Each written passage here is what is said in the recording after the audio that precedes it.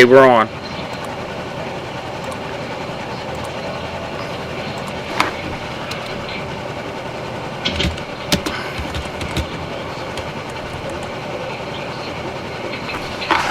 Oh, wait a second. It's probably not a good idea. Over here. Okay, can you guys hear and see me?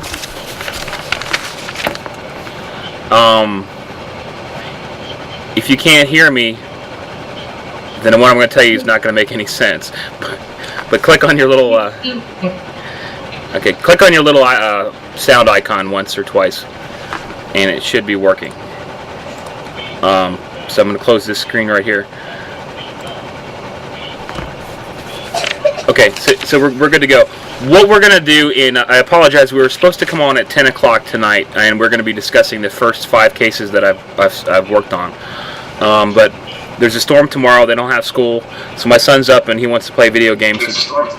We only have one PC, so we're gonna knock this out real quick. So the first case up will be Natalee Holloway. Now, if you guys click on where it says open cases, it's actually case number 1. And this case was opened January 27th, 2006. And this is a picture of Natalee Holloway. So what we decided to do is we're going to bring up these old cases, go one by one in numeric order, and see if we can get some more information on them. And I can put out what I've done on the case, and we can add stuff in real time. Samuel, how come every time I get on here you want to? Samuel. When we can add stuff as we go. So I also have Deborah on the phone with me. Deborah, are you there?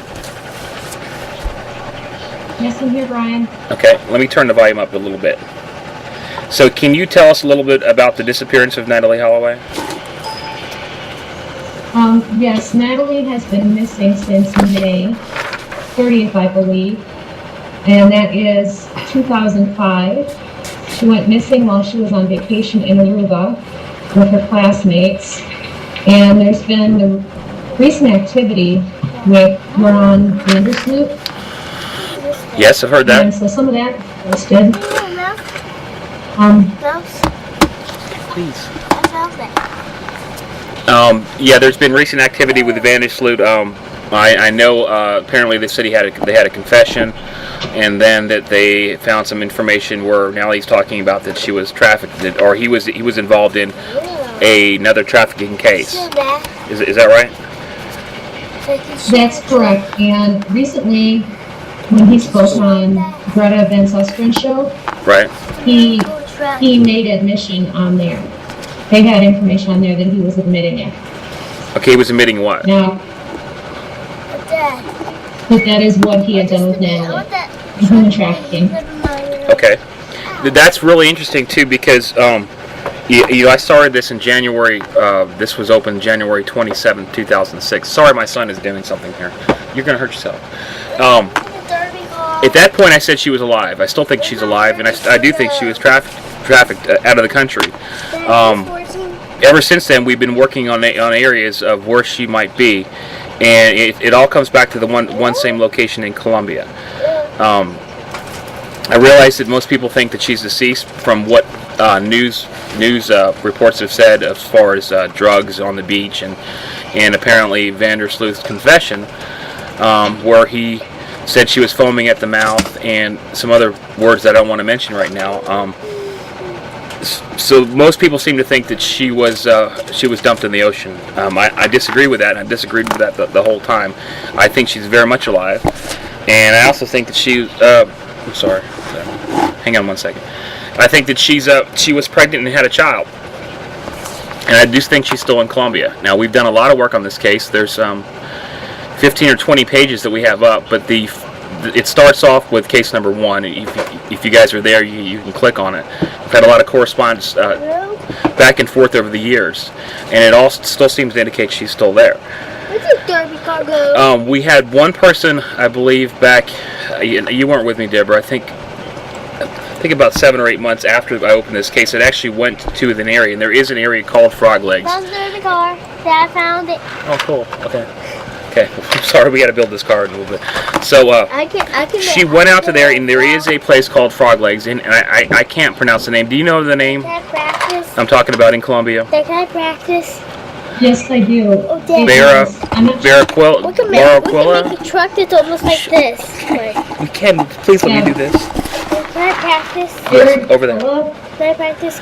Yeah. I think that is how you pronounce it, even though the end of it is P-U-I-A-L-L-A. Can I practice making So it? Yes. that would be Yes. P-A-R-A-N-P-U-I-L-L-A. Okay, which is in Colombia. Now we have maps of that. We actually have the nightclub in question, and the pictures did match up. So I'm almost certain that she was at this nightclub, and I do believe that she was trafficked. Where's And where's that cutting thing? I don't over there. Please, just go over there. I think that she was taken out of the country by this guy, and he's done it before, and he's probably still doing it. I think this time maybe he got caught. I do realize that the reports say otherwise, but I have to go with my dreams, and this is what I believe in this case. I'm just going down the case file here of stuff that people sent to and from, and once again, this is more stuff indicating that she was trafficked. And that area is in Colombia is a hub for human trafficking, and it does go on all the time. Looking here, there's also a lot of dream drawings that were related to this too, and they are on the bottom of the page.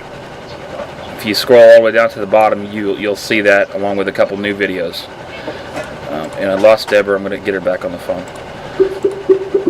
What I want to say though is, all the reports, at least that I've seen on this case, come from this one reporter, and this reporter has it in his mind to, get him to confess for something, and he might be right. The one that has the sanding in it. I don't know, but you have to realize his intentions too. He's set on that. He's set on making some type of confession, and I think Vandersloot could have said anything to him. Maybe at this time he knew he was being recorded. I mean, I don't think he really cares.